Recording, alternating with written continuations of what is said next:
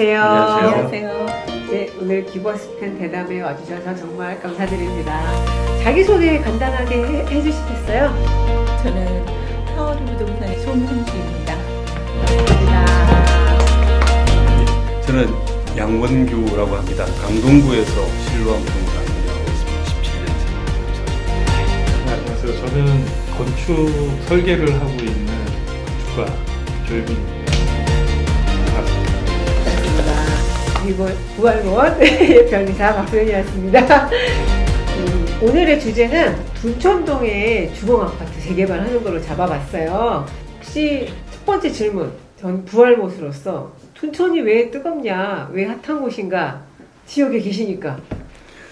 지역에 있다고 다 아는 건 아닌데 그래도 가장 세대수가 많고 지금 남아있는 저층과 중층의 재건축이 그쪽에서는 거의 유일하죠. 그리고 대량 일반 분양 물량이 되게 많고 소형 비율도 되게 많은 것 같아요.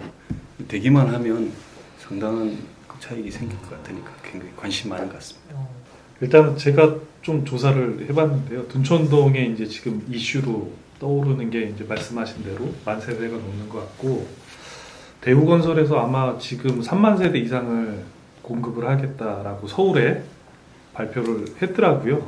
그래서 그런 것도 기대감인데 그거의 약간 시작 단계라고 보셔도 될 것 같아요. 그리고 요즘에는 이제 새 아파트에 대한 그런 기대감이나 그런 게 많은데, 여기까지 이제 일반 분양이 다른 데는 좀 작았죠. 근데 여기는 지금 4천 세대가 넘으니까, 그리고 또 25평뿐만이 아니라 10평대도 있거든요. 10평대도 있으니 요 작은 것도 원하시는 그런 1인 세대나 그런 데도 되게 인기가 많을 것 같아요. 글쎄요, 이게 보면 지금 25평의 시세가요, 이제 16억 8천 정도예요. 5천에 분양해도 4억 3천의 차익이 있는 거예요. 이러니 사람들이 관심을 많이 가지죠. 둔촌 주공이 되게 입지가 좋아요. 좋죠. 그 올림픽 공원 그 잠실 코너에 그치. 한 블럭이 전체가 맞아.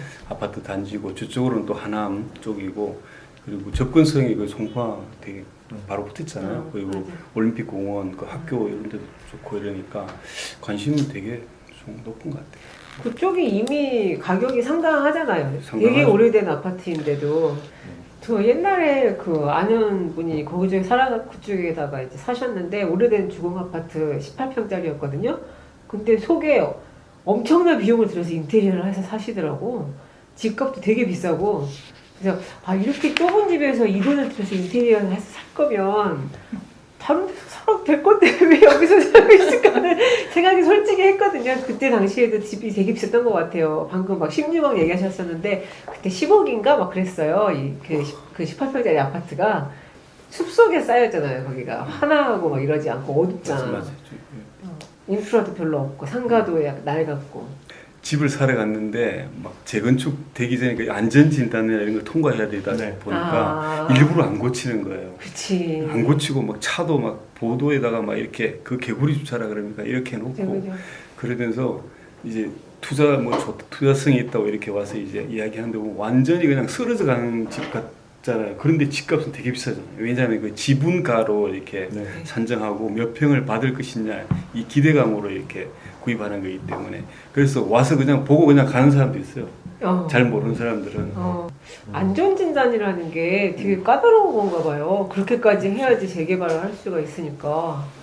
근데 이것도 뭐 정책의 일환이죠. 사실은 이게 모두 다 재건축 재개발을 할 수 있도록 해주진 못하니까. 그래서 근데 그 옛날에 개포 주공 아파트도 그렇고 이미 그 사람이 살 수 없는 곳인데 안전진단 때문에 그게 오히려 더 불안한 거 아니에요?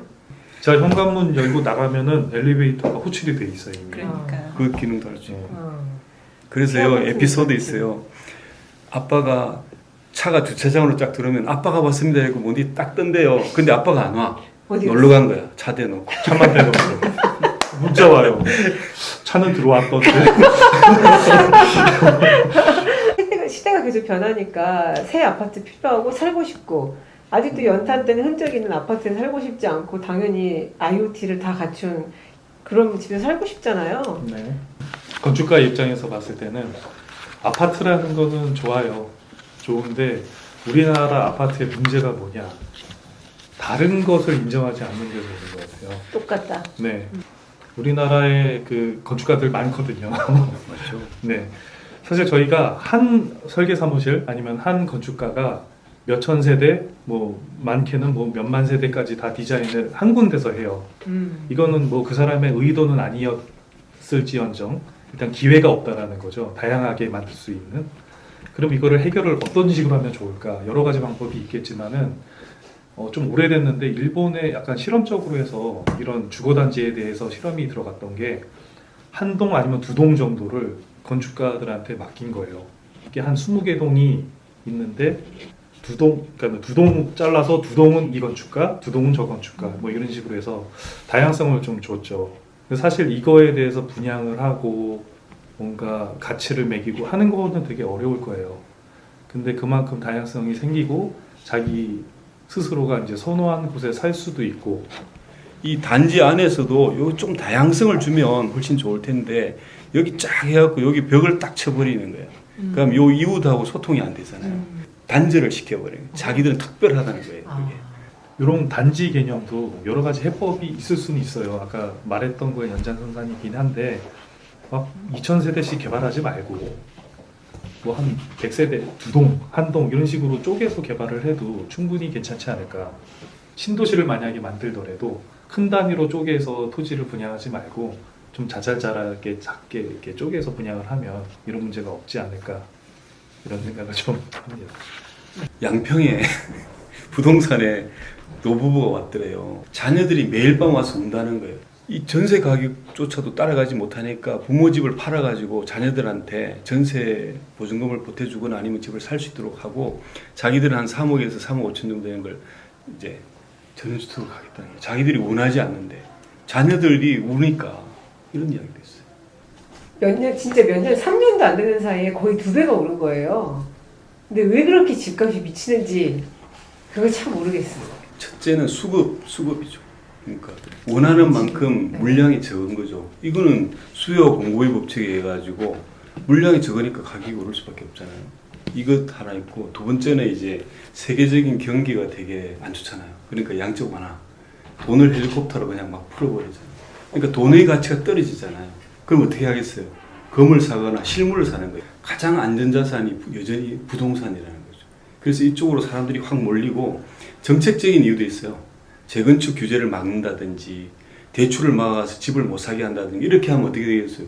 기존 아파트들 가격이 상승할 수밖에 없는 거예요. 이거는 그냥 예측할 수 있는 상황이었어요, 사실은. 근데 지금 부동산이 내가 가진 부동산이 올랐다고 해서 좋아할 게 아닌 아니죠. 게 맞아요. 전체적으로 다 올랐어요. 네, 그렇기 세금만 때문에 늘어나요. 지금 여기에서 다른 데로 이사 가시겠다고 의뢰하시는 분들이 많은데 이주하실 수 없는 그런 분들이 대단히 많으세요. 보면. 집값 오르는 게 기쁘지 않다니까요. 내가 이걸 팔았을 때 문제지. 나는 여기 살아야 되는데 집값이 올라. 세금만 지금 뒷다 내게 돼 있는 거예요. 그리고 또 이걸 내가 다른 곳에 가려고 해도 여기 급하는 건 좋은데 저기서 살 수 없는 거예요. 이건 뭡니까? 헌법이 부여한 주거 이전의 자유를 침해받는다니까. 너무 나갔네. 아니요. 저는 그런 거 좋아합니다. 그래도 사람들은 부동산에다 이렇게 투자를 하잖아요. 사람들은 부동산 가격이 오르는 걸 원하지 않을 겁니다. 저는 그렇게 생각해요. 다만 가격이 나도 사야 되는데 지금 사지 않으면 더 가격이 오를 것이기 때문에 내가 사는 거지 올라서 사는 건 아니라고 네. 봐요. 난 집 없으면 나중에 내가 가정도 못 이루겠다 이렇게 생각되는 거죠. 그러니까 막 연끌하는 거예요. 그냥. 근데 사실 지금 집값 정도면 서울만 따졌을 때 일반 직장인들은 살 수가 없죠. 그러니까 모두가 다 기쁘지 않는 거예요. 지금 이제 마음에 불편함이 있다니까요. 아직은 뭐 다세대 주택, 다가구 주택 이런 부분이 서울에 상당히 많이 있어요. 이런 그 주거지를 좀 더 고밀화 시켜서 일단은 법적으로 좀 변화가 필요하거든요. 뭐 여러 가지 장치를 둬서 이제 그런 것들을 다 보완하면서 지금 현재 일반 그 2종 일반 주거 지역이 건폐율 60%에 용적률 200%라고 이제 봤을 때 이거를 보통 한 400% 정도가 되면 그리고 충수 제한도 없애주면 기존에 4층이었던 다세대를 뭐 8층까지 지을 수가 있잖아요. 그러니까 다른 데다 신도시를 짓기보다는 기존에 있는 서울을 조금 더 구밀화하고 인프라를 그대로 재활용하고 이러면 조금 더 살기 좋은 서울이 되지 않을까. 이미 아파트 문화잖아요. 이거를 뭔가 다르게 되돌린다는 건 되게 힘든 일 같아요. 그러면 어떤 식으로 보완을 하느냐 생각을 했을 때 기존에 있는 것들을 최대한 망치지 말고 활용을 해서 좋게 할 수 있는 방안이라고 생각이 들어요. 대표님은 그렇게 많이 보시잖아요. 특히 경매하시는 분들이 투자하시는 분들 많으니까. 그러면은 어떻게 생각하세요? 저렇게 서울을 아니 저는 아까 양 대표님도 말씀하셨다시피 인프라를 바깥으로 계속 이렇게 늘리는 것보다는 예, 서울 일자리가 같이 나가야 되거든요. 사실 밖에 그렇지 않은 이상은 맞아. 이 서울 교통 지옥이랑 서울이 주거 문제가 해결되지 않는다고 보여요. 저는 아까 질문에 답할게요. 서울을 개조해야 됩니다. 재건축, 리모델링 이런 게 아니고, 그러니까 이게 누가 썼냐면은 중앙대 교수님이 건축학부 교수님, 아까 제가 말씀드렸는데 이정형 중앙대 건축학부 교수님이 이런 말을 썼어요. 신도시 개발 말고 도시를 개조하자. 신천 빗물 펌프장이 되게 넓거든요. 사당역, 환승주차장 이런 것들을 주택을 짓자는 거예요. 이런 걸 잘 활용해서 적절한 용적률을 가지고 그리고 필요한 사람들에게 그렇게 하면 되고, 또 서울에 빈집이 되게 많아요.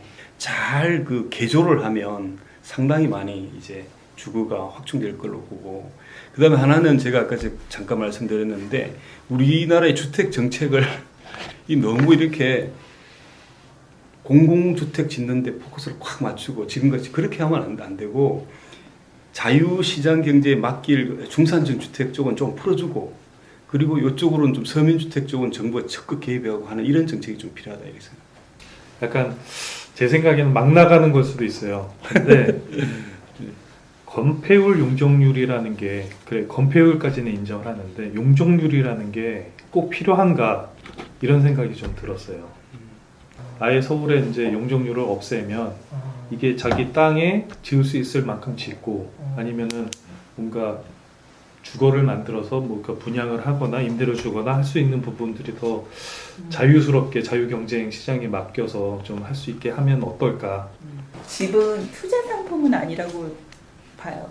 사는 거지. 그러니까 리브의 개념이지 바이의 개념은 아니라고. 내가 거주하는 공간이라고 봐야 될 것 같아요. 저는 그렇게 생각합니다. 다른 부동산 투자 상품이 많거든요. 집은 어쨌건 그냥 거주하는 공간.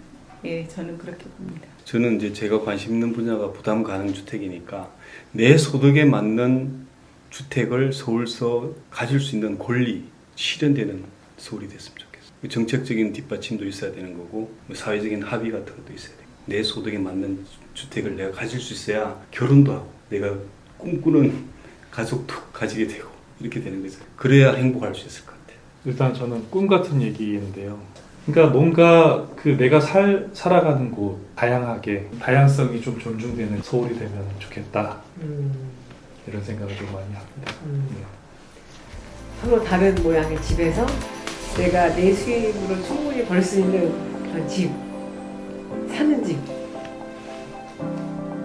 저희 결론이가 왔습니다. 네, 그럼 이만 마치겠습니다. 네, 감사합니다.